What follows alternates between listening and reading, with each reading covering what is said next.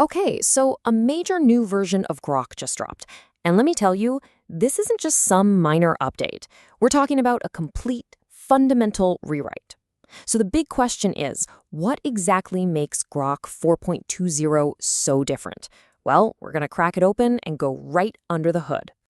You see, the whole architecture, the very foundation of this new model, is built around one single, really powerful idea. I want you to forget everything you think you know about a single giant AI brain. Instead, ask yourself this. What if an AI could think like a team? What if it could assemble its own group of specialists to tackle a problem, actually debating and challenging each other to get to the truth? Well, that's exactly what Grok 4.20 does. Its secret sauce isn't just a bigger model. It's this multi-agent system. Think of it like a digital roundtable of experts. So who's on the team? All right, let's meet the cast. First up, you've got Harper. Harper is basically the team's researcher, the eyes and ears on the ground, always scanning for the latest, up-to-the-minute data and news. Harper's whole job is to make sure the team isn't working with old info, that every discussion is grounded in what's happening right now. Okay, next up is Benjamin. And Benjamin is the logic brain, the analytical engine of the whole operation. This is the master of math, code, and just rigorous, hardcore reasoning. Benjamin's role? To make sure every single argument holds water and every calculation is spot on. All right, now this is where it gets really interesting. Meet Lucas. Lucas is the wild card, the designated contrarian. This agent's entire purpose is to challenge assumptions, to stop groupthink in its tracks, and to basically poke holes in whatever the consensus is. And let me tell you, that role, it's absolutely crucial if you want a real, robust debate. And finally, who's holding this whole team together? That would be Captain Grok. Think of Captain Grok as the coordinator, the leader. They delegate tasks to the right specialist, they moderate the whole debate, and, this is the most important part, they synthesize all those competing, messy viewpoints into one single, final answer for you, the user. At the end of the day, Captain Grok has the final say. So, okay, you've got the team, but how do they actually work together? I mean, it can't just be chaos, right? Nope. It's actually a super structured 4-phase process, and it's designed to take any complex question and turn it into a surprisingly clear answer. So here's how it works. First, phase 1, Captain Grok gets your question and breaks it down into smaller tasks.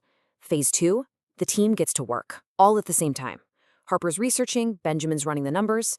Then comes phase 3, and this is the key, discussion and peer review. They literally argue and challenge each other's findings. Finally, in phase 4, Captain Grok takes that entire messy debate and synthesizes it all down into that one final answer you see.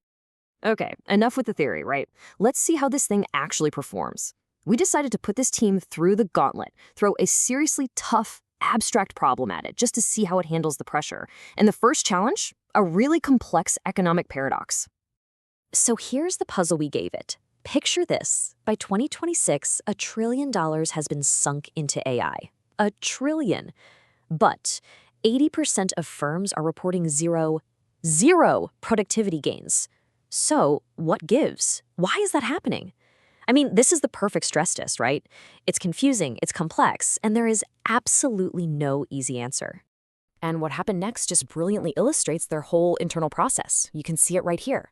Captain Grok kicks things off, immediately framing the problem as a classic J-curve investment lack. You spend a ton of money now, and the payoff comes way later. Then Harper just floods the system with dense, real-time financial data on R&D, capital expenditures, you name it. Benjamin starts running financial models, basically saying, yep, future earnings growth looks solid. And then, of course, in comes Lucas, the wild card, arguing that everyone's looking at it wrong. The gains aren't missing, they're just hidden in quality improvements that our dumb old stats can't measure. Just a fantastic debate. So, after all of that incredibly dense, complex internal debate, what's the final answer it gives the user? Look at this. It is shockingly brief. It's assertive, it's confident, it boils that entire debate down into a crystal clear, actionable take. It literally says, buy the dip. Wow, just amazing. Okay, for our second test, we decided to really turn up the heat. We gave it what some are calling the Galileo Test. The idea is to force the AI to analyze a really sensitive, controversial topic about itself, about its own potential for harm. The question is, can an AI investigate itself without bias? Well, let's find out. So the question is about a hypothetical controversy with AI-generated images. And we basically asked it to choose between two competing ethical frameworks. On one hand, you have the safety by design model, where AI companies have to pre-censor everything. On the other hand, you have the user liability model, where you hold the actual users accountable for what they create. It's a huge dilemma. And again, the internal debate was just fascinating. Harper starts by laying out the facts, the real-world regulatory actions happening in different countries. Then, Benjamin gets super logical and creates a harm-to-utility ratio, basically arguing that just because someone's offended, it doesn't mean there's verifiable damage. But then get this, Lucas comes in citing actual U.S. federal court rulings on the First Amendment, warning that pre-censorship has historically been a tool for tyranny. We're talking a really high-level discussion here. And the final answer it spit out? Once again, totally unambiguous, incredibly direct. It doesn't hedge its bets at all. It takes a firm stance, almost like it's a formal board recommendation, and just flat out declares that the user liability model is superior. Okay, so what do these two stress tests really tell us? When you put the internal process and a final output side by side, well, that's when you start to see the unique personality of this AI really emerge. And this right here is probably the most striking thing about it. The internal reasoning is messy, it's dense, it's a full-on debate with conflicting data points.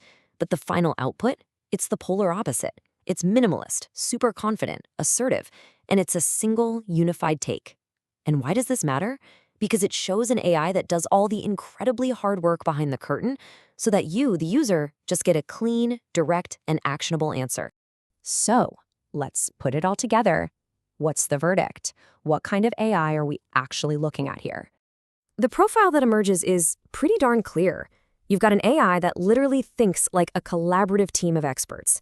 It doesn't just tolerate contrarian input, it values it to avoid groupthink.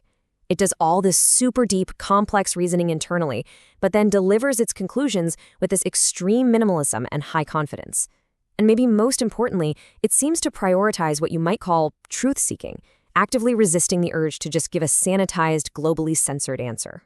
And all of this leaves us with one last big question. We've just seen how this team of AI agents can debate, reason, and come to a conclusion. So is this the future? Is this team-based approach with its built-in devil's advocate and its checks and balances, is this how we're going to solve our most complex, wicked problems from now on? I guess only time will tell.